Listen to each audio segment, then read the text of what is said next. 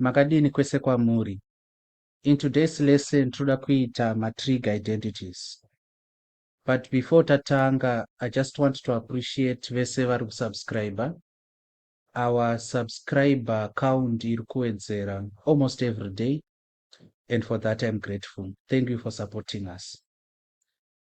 So before we go into trig identities, which are the pinnacle, the cornerstone of trigonometry advanced level pure mathematics, toda kutanga taobserva the behavior of matrig functions when we have a negative angle. Saka, this is very important. If we have the sign of minus theta, this is equal to minus sine theta. Kureva kuti when the angle is negative, be it with its minus 40, sine of minus 40, that negative sign can be transferred kuti ichiuya kunoku. Kureva kuti sine of minus theta is equal to minus sine theta. But something happens when we have the cos of a negative. So cos of minus theta, it's actually equal to the cos of theta. Saka theta in a property of removing the negative kana iri pa angle. Emphasis iri kuti kana tine the cos of minus theta, theta can remove that minus kuti ingosara iri chi cos theta. Then lastly, tan inobehave the same way as sine. The tan of minus theta is actually equal to minus tan theta, like that. Saka, these properties are very important, and you are going to see their usage pretty soon. Now, going into trig identities, we have to have an outline. Ndochekutanga. This outline ichasummarize the 5 trig families. So we have 5 families of trig identities. There are actually 5. The first family, A, is just standard identities. Saka ma standard identities aya amwe acho anointroducewa ku O level, asi amwe acho tinotangana nawo kuno. Standard identities. Then pa B pedu tine chi? Pa B tine the Pythagorean group. Saka Pythagoras keeps on making an appearance. Pythagorean group. So pa Pythagorean group, you are going to see the use of to the power 2, the square, because ndo kwa Pythagoras ikoko.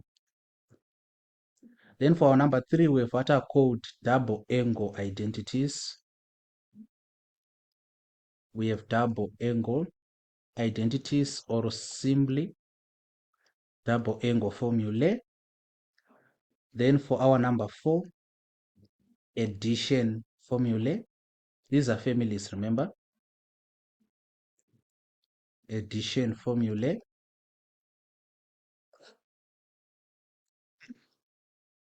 Then for our 5th, tine small angle identities. We have small angle identities. The group is called small angle formulae.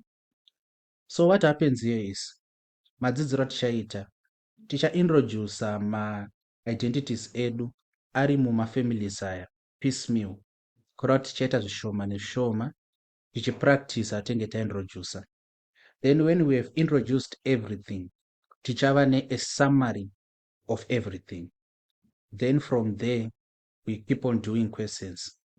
Tinenge tatopedza trigonometry. Saka, of course, we are going to start with the first group, standard identities. So these standard identities are important. Totangane the first standard identity, which we have actually learned in O level. Inoti iyo tan theta is identical to sine theta over cos theta. So there's something I want to comment panapa tisati enda kure. There's a difference between equal sign and the equal sign and the identity sign. The difference iri panapa, it's more like it's philosophical. Yakangofanana nedifference iri between zvinhu zviri closely related, zvekuti marketplace language haitombozvidifferentiate. I can give an example. During this era of identity politics, sex and gender, they are the same to many people, but they have a philosophical difference. Saka tikangotsvaga anyone in the street tikati, what's the difference between sex and gender? To many people, it's just the same thing. It means the same. But tikatsvaga munhu ari kuita gender kana kuti identity politics, anokwanisa kukuudza differences between those two. So this is just an example yandaita pick up kukuratidzai the difference between the equal sign and the identity sign. Identity sign iri kutiudza kuti zviri kuleft, kunonzi kuleft hand side, zviri exactly equal to what is on the right hand side. Saka identity sign inowedzera emphasis on exact equality, exactly equal, whereas the equal sign tinoishandisa loosely to depict equations, and which can be equal under different conditions. So zvakafanana zvinhu izvi. I don't want the identity sign to confuse you. Kadifference karipo kari negligible. Saka that is the first standard identity. Tan theta is identical to sine theta over cos theta. So if you want to revise trigonometry again, in the description of this video, it takes you to a playlist where we discussed O-level trigonometry. Everything from the Pythagoras theorem to the cosine rule. So you can go there for revision, quick revision. Otherwise, the second standard identity we are going to be looking at is cosec theta. This is now new. Saka kuti cosec, zvinobva pakuti cosecant. Let me write in yellow, it's unnecessary. Cosecant. Cosec theta is identical to 1 over sine theta, like that. Saka kuti muzive kuti cosec ndo iri kutaura the inverse of sine, munongotarisa the third letter. The third letter panapa, which is s. Saka s ndo iri kutiudza kuti it's 1 over sine theta. So the inverse, kupidigura sine, it becomes the cosecant. Then let us go to the next one. The next one is just called sec.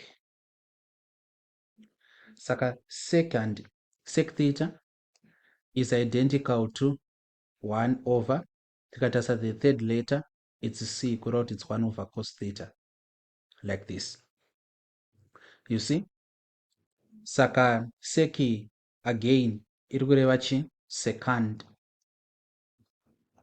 It's just a shorthand. But pese tinoidana chiti sec, so you don't have to trouble yourself there. Then tadaro, let us go to the last under standard identities, the cot. So cot theta, third letter, it's inverse of tan, 1 over tan theta, which can also be taken as cos theta over sine theta, like this. Saka aya ndo ma-standard identities. I can take you back to functions, the topic functions. Then I want to write this in blue because it's not strictly required kana tiri kutrigonometry, but it's something we borrow from the topic trigonometric functions. Saka when we look at tan theta, we can put limiting properties panapa. The limiting property ngechiti, the cos of theta cannot be equal to 0. Since tan theta is identical to sine theta over cos theta cannot be 0, because kana cos theta akava 0, zvoreva kuti we are now dealing with infinity. Tengeta kuti sin theta over 0, of which whenever 0 is the divisor, kana kuti kana 0 iri iyo iri kudivide into anything, mathematics breaks, it becomes infinity. So cos theta cannot be 0. Cos theta cannot be equal to 0. But if cos theta is not equal to 0, this means theta is not equal to 90 degrees. Izvi zvinoshanda papi?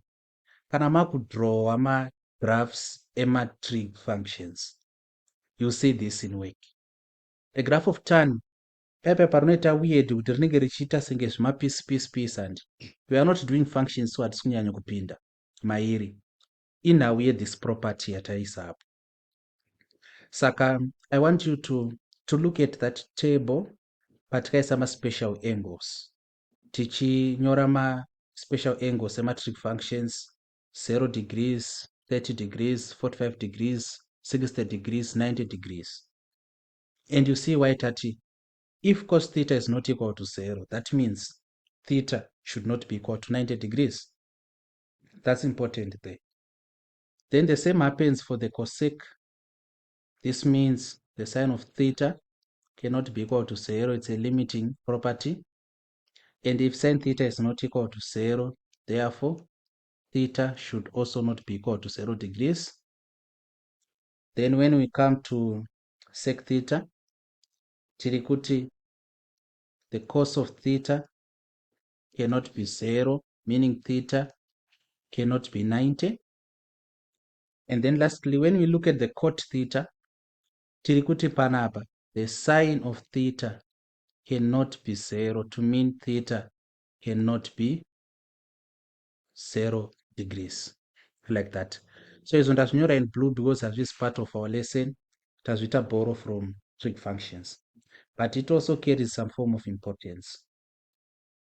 Tabva pano, we have summarized standard identities. Tan theta takabva nayo ku O level, cosec, sec na cot tikudzidza kuno. Let us now look at the Pythagorean group.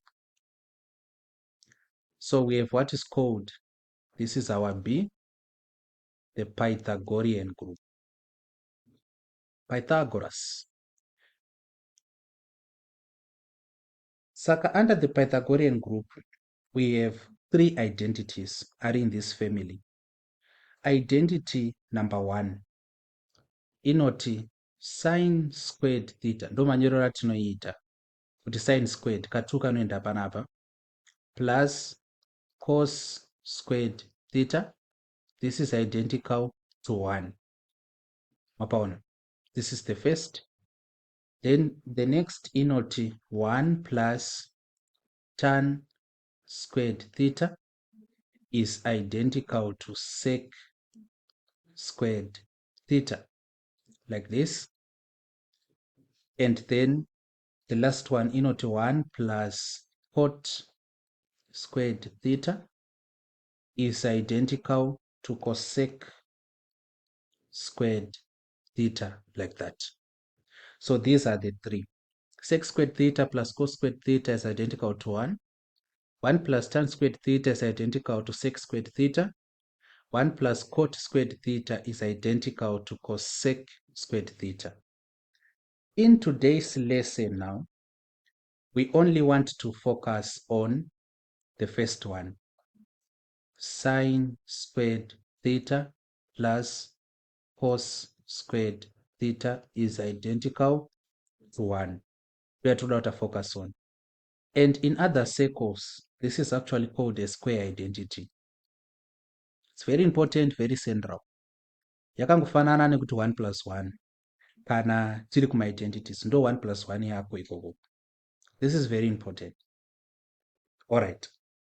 So before we go to our example, actually, what we want to do is to get some basic manipulations. Very basic. Kama pa mfumo anomaita. Basic manipulations. And my basic manipulations, zvatiri kumaitira ndezvekuti toda kukuratidzai kuti medzidza makadzidza dzese, like mathematical operations amakadzidza anoaplya kunoku.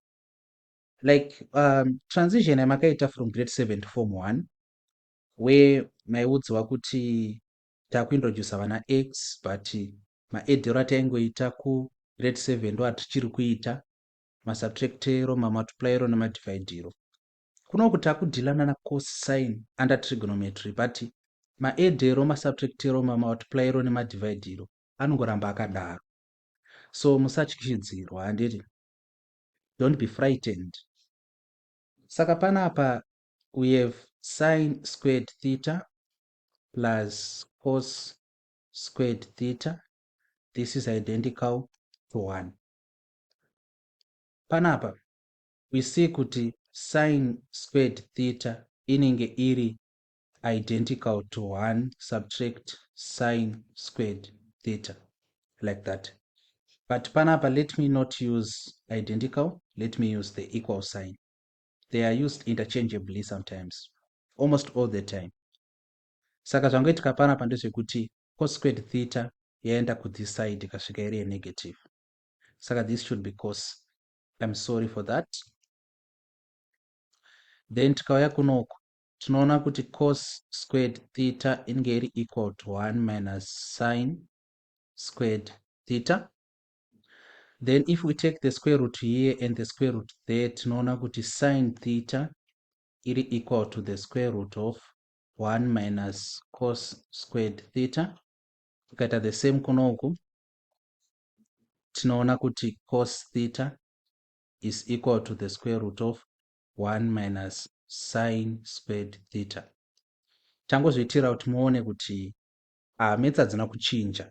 Tangointroduce new stuff but maths hadzina kuchinja. At this point in time, takuda kuita our first of 2 examples. So these examples, they are very special. You're going to see them, after which you are going to have a few questions as your assignment. Then we call it a day. This is the question we want to do. Question yedu iri kuti determine the value of the expression without using a calculator. Very special question. Uchaona tinoita sei. But a quick reminder to those who haven't subscribed yet, may you please consider doing so that kana subscribership yedu ikawedzera, YouTube begins to recommend this video to other students. Tiwanewo vamwe vanoda kubatsirika, especially mururumi rwedu rwechishona. So looking at that question, beloved, cos 420 degrees minus sine 225 degrees, the cos of negative 45 degrees over tan 315 degrees. Before we go anywhere, ndoda kuita senge ndapinda mumusoro menyu. In our previous lesson, we spoke about quadrants. We said we have 4 quadrants, quadrant 1, 2, 3, and 4.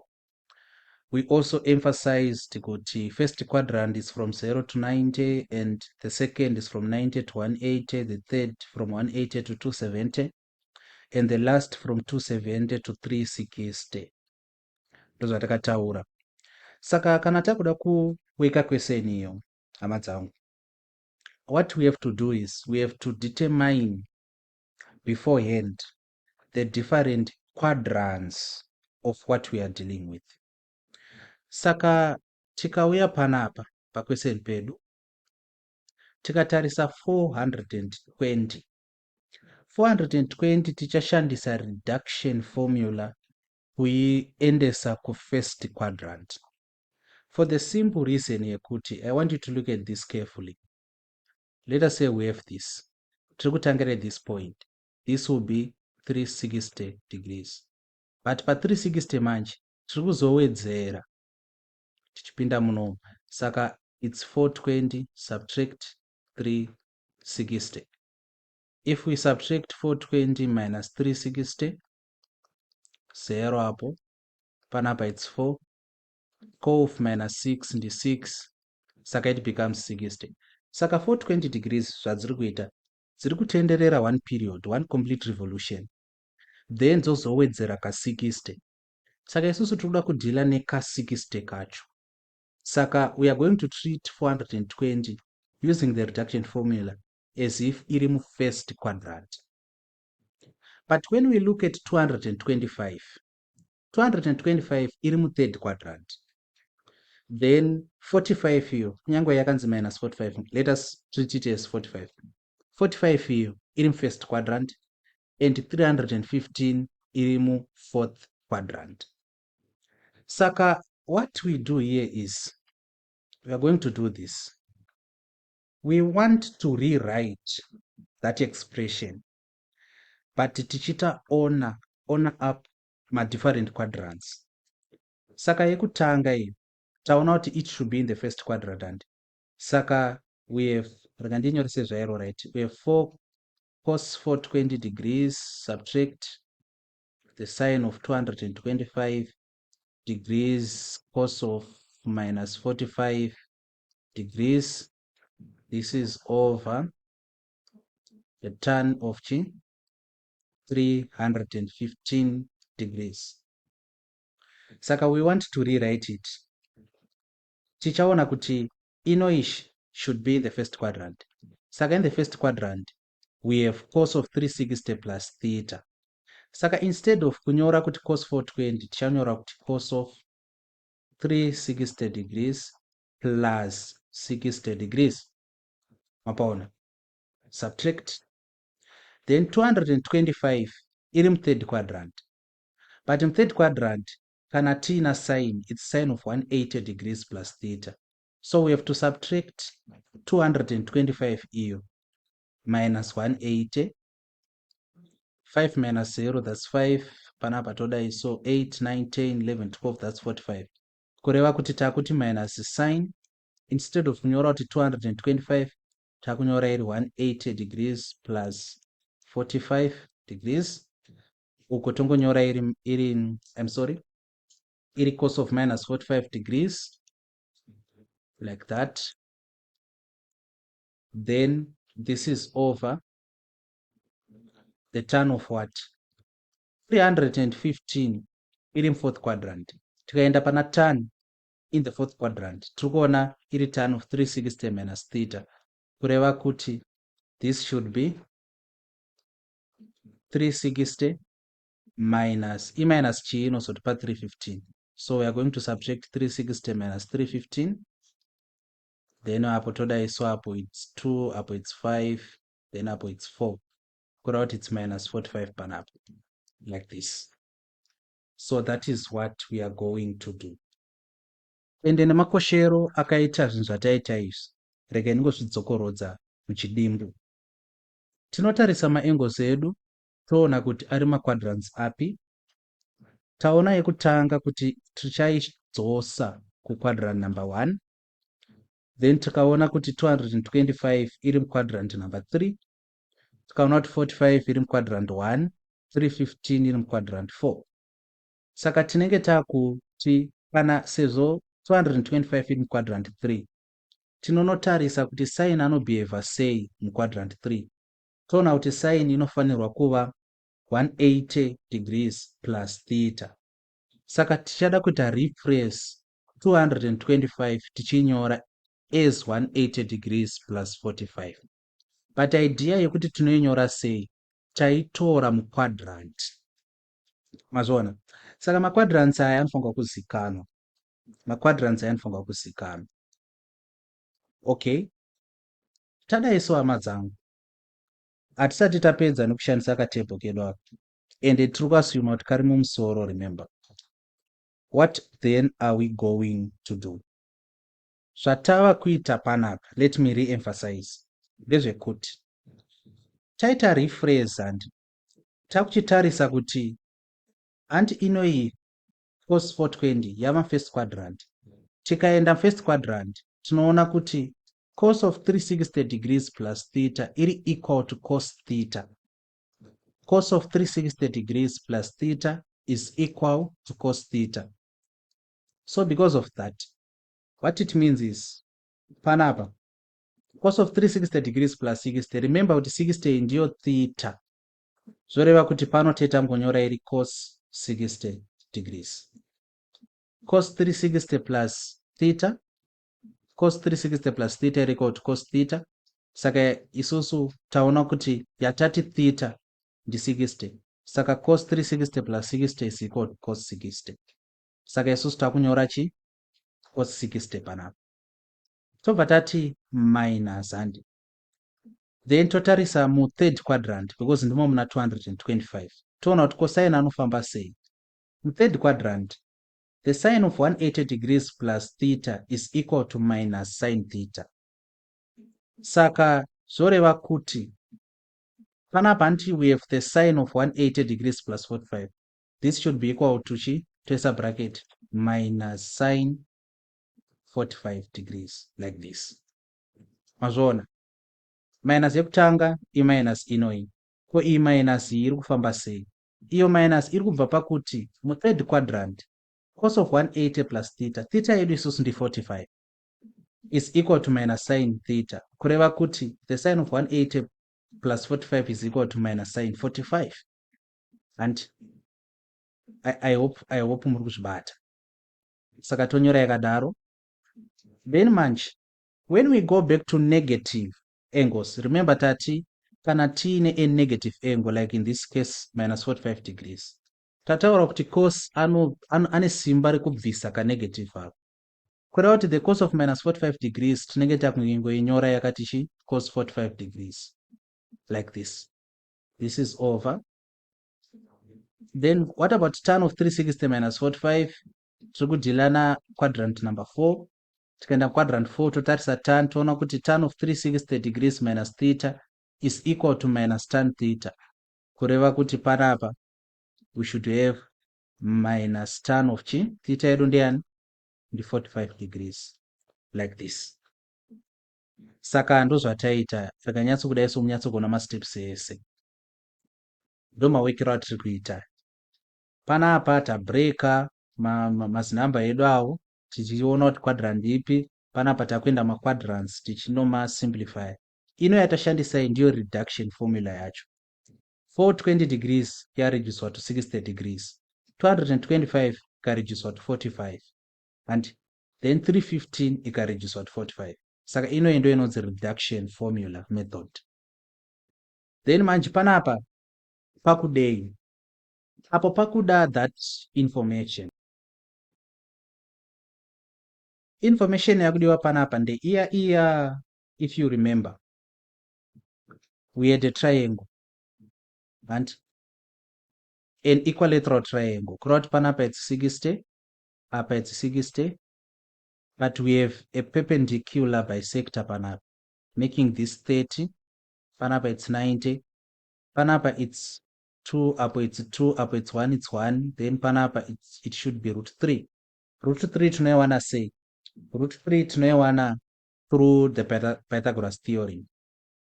Saka kana tikada kuziva cos 60, we know kuti cos from cha it's adjacent of hypotenuse. Saka the adjacent it's 1, the hypotenuse is 2. Kureva kuti instead of kunyora kuti cos 60 takutongononyora kuti half panapa. This is minus todai so. For what is going to be sine 45? For sine 45 we have another triangle panapa like this. 1 1 toshandisa Pythagoras theorem yoti pa root 2 panapa. Here it's 45. Tiri kuda the sine of 45. Sine ndi show opposite over hypotenuse. So it's 1 over chi root 2 like this. 1 over root 2. But it should be minus 1 over root 2 because mukati muno remember muna minus sine 45. So it's minus 1 over root 2. What is the cos of 45?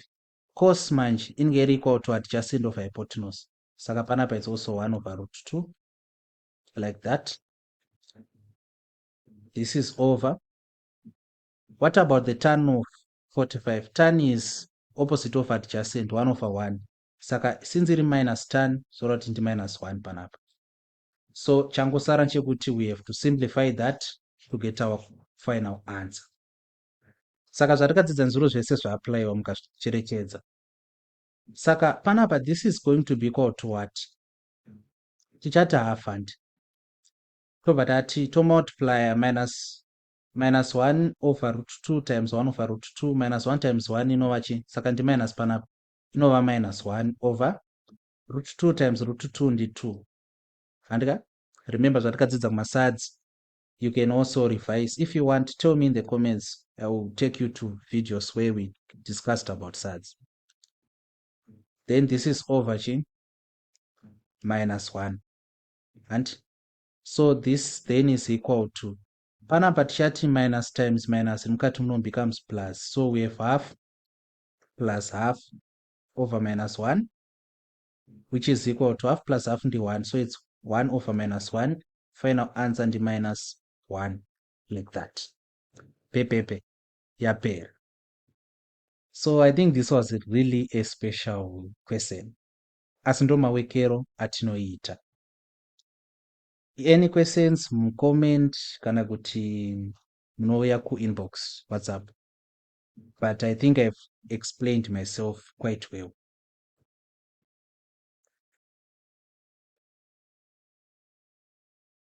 Our next question is quite common. Question yataita kwekutanga uku is not so much common, but it's necessary kuti muone kuti maquadrants anoshandiswa sei uye munoweka sei. But question yatoda kuita panapa manje, it's common. So please attend carefully. A quick reminder again, to those who haven't subscribed yet, may you please do so that we can grow as a family, the math up. Going to our question, iri kuti sine squared alpha minus tan alpha minus cos alpha, tan alpha plus cos alpha, this is equal to cos squared alpha minus sine squared alpha over cos squared alpha. Prove. Saka ma-questions ekuprova, tinofanirwa kuita attend to my respective sides of the equation. That is the left hand side and the right hand side. So chinonzi left hand side ku left kwedu, chinonzi right hand side ku right kwedu. You should know this. I believe it's either you are right handed or left handed, so you can use that mechanics to know kuti left ndeipi right ndeipi. I'm saying this because ndiri mwana mudiki. I remember kuziva kuti left ndeipi right ndeipi was one of the hardest things I learned. Okay, saka panapa what we do is tinongaya panapa toti left hand side munotonyora kuti LHS, this is maths notation, makanotoziva zvorevei, is equal to what? Sine squared alpha minus bracket tan alpha minus cos alpha, then tan alpha plus cos alpha, like that. Saka ndo left hand side. Left hand side munoinyora kusvikira pa equal sign panapa. That is side rep left. So what we want to do is toda kusimplify side rep left kusvikira rafanana ne side rep right. So chakuratidzai two methods panapa. We want to simplify side rep left kusvikira rafanana ne side rep right. So what we do is we have to remove brackets panapa.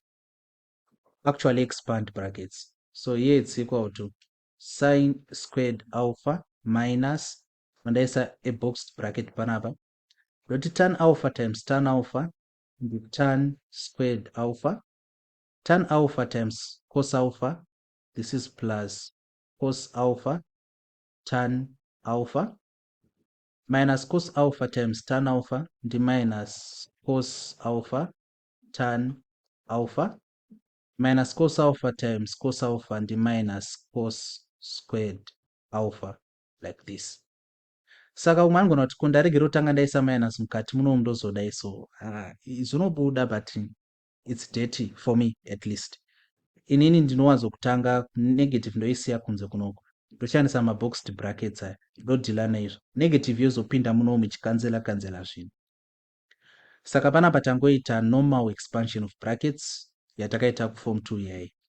Kana muchida revision yayo, you tell me, I will take you to a video I explained this. So this is equal to what? Sine squared alpha and minus. Urikuzviona here kuti cos alpha tan alpha minus cos alpha tan alpha is cancelling each other. And imwe trick yandoda kuratidza ndeyekuti pandamultiply tan alpha times cos alpha ndatanga kunyora cos alpha tan alpha, kuitira kuti pandozomultiply minus cos alpha times tan alpha ndonyora futi minus cos alpha tan alpha. Ino ndandati tan alpha cos alpha ndozoti panapa minus cos alpha tan alpha, vazhinji vedu vanogona kusazoona manje kuti zvinhu izvi zvakafanana, saka tofanirwa kukanzelana zvichiva 0. So I prefer kutanga nemacosi kana kuti masaini ndozonyora matani. That's just my way of doing things. Saka izvi zvikakanzelana izvi zvoreva kuti munomutava nani natan squared alpha minus cos squared alpha like this. So this is equal to, saka before I go anyway, panapa munogona kuisolva in any way iri comfortable kwamuri. Inini iyi nzira iyi ndo yangu. Nandigona kutanga ndaisa minus mukati munomu ndozoe multiplier. Ndogona kupa ise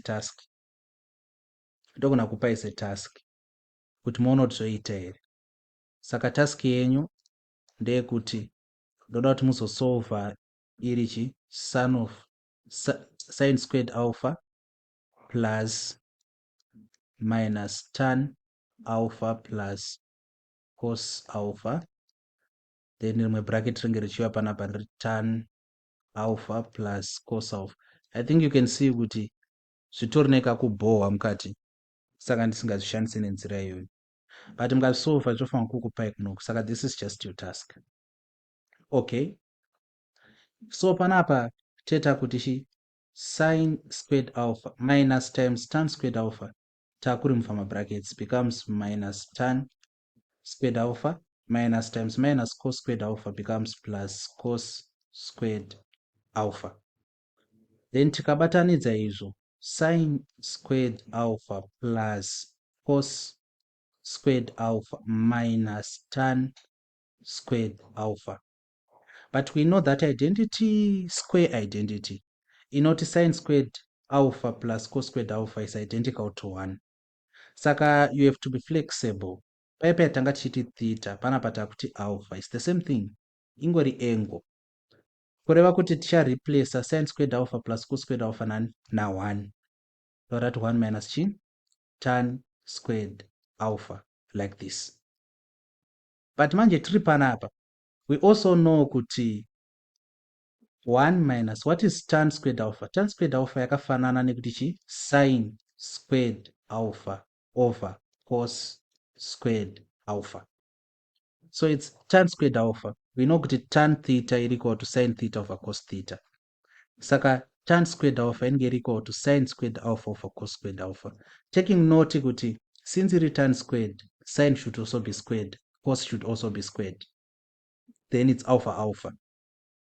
Then tada so we can actually simplify this. Common denominator, cos squared alpha, panapa it's over 1. 1 into cos squared alpha and the cos squared alpha times 1 inovachi cos squared alpha minus cos squared alpha into cos squared alpha d1. 1 times sin squared alpha becomes sin squared alpha. Saka panapa tana cos squared alpha minus sin squared alpha over cos squared alpha. Kazvicherechedza muchaona kuti ndiyo iyi cos squared alpha minus sin squared alpha over cos squared alpha. Saka natadai so teta kuti this is equal to the right hand side. Therefore the left hand side is equal to the right hand side. Question yati proof, saka togona kutonyorera kuti proven munomu. Tapedza. Saka zvinoflowa zvinhu izvi ende zvinonakidza. You have joy from it. Zvichibuda uchinatsokuona kuti apa pa 5 marks dzangu 4 marks dzangu muhomwe. It's good. It's good. So imwe method ndada kukuratidzai yama muchigona kuita ndeyekuti manga muchigona kuti maweka mogumira panapa pakanzi is equal to 1 minus tan squared alpha. Andika magumira panapa mobva mati right hand side is equal to, right hand side ndiani? The cos squared alpha minus sin squared alpha over cos squared alpha. Saka maibva mati right hand side is equal to cos squared alpha minus sin squared alpha over cos squared alpha.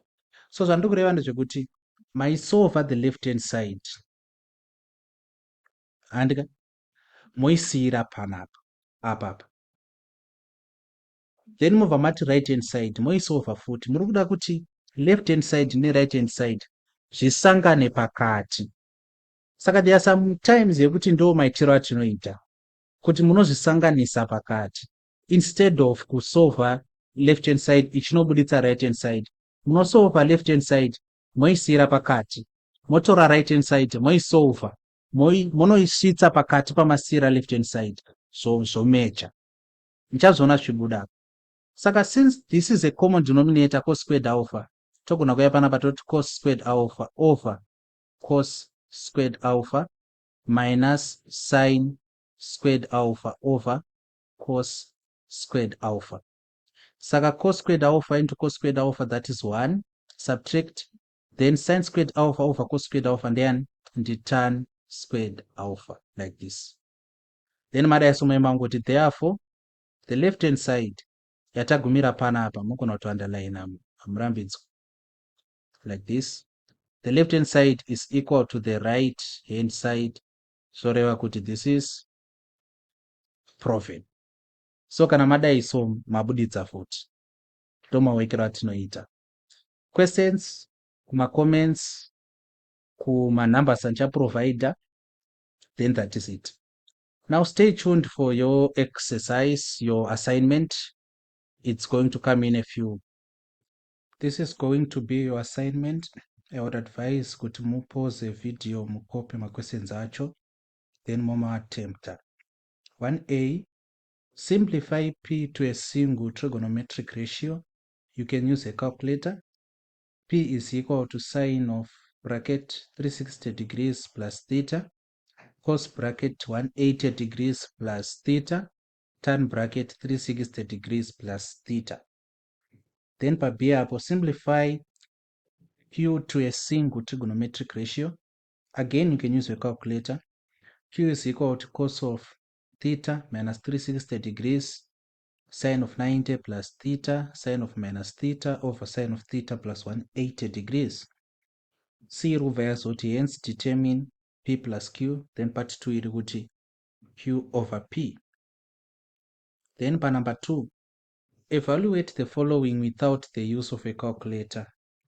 A irikuti cos of minus 120 degrees over the tan of 150 degrees plus cos of 390 degrees. Then B irikuti 1 minus sine of 45 degrees multiplying bracket 1 minus sine of 225 degrees. Then number 3 yenyu irikuda kuti muprove A, sine squared alpha plus cos alpha minus tan alpha, cos alpha plus tan alpha is equal to 1 minus tan squared alpha. B irikuti 1 over cos theta minus cos theta tan squared theta over 1 is equal to cos theta. So this is your assignment. Thank you for your attendance to this lesson. Remember, musatendera chinhu kuti chikudarikei. Kureva kuti utilize the comment section to ask questions. Utilize the numbers which are going to be provided to ask questions. Thank you.